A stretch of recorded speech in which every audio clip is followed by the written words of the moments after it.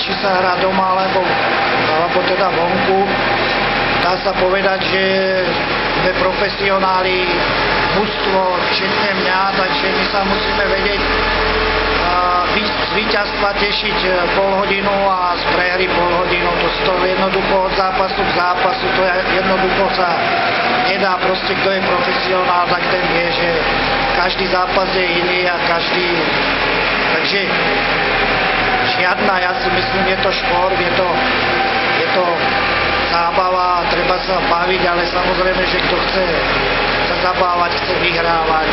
Takže ja mám jednu takú poznámku, môžem povedať, že sa hanbím, že som Slovák.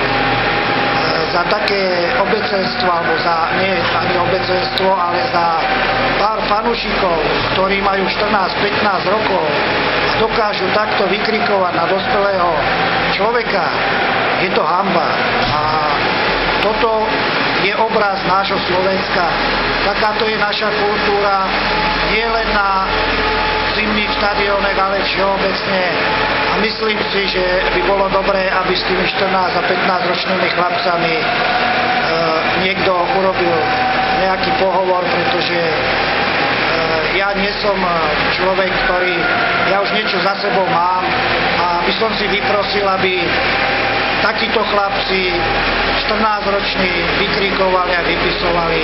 Je to hanba a hanbím sa, že som Slovák, čo sa týka športu a nestáva sa to len na tomto zimnom štadióne. Mám veľa kolegov, na ktorých vykrikujú, znepríjemňujú život hráčom, trénerom, sa môžu hanbiť.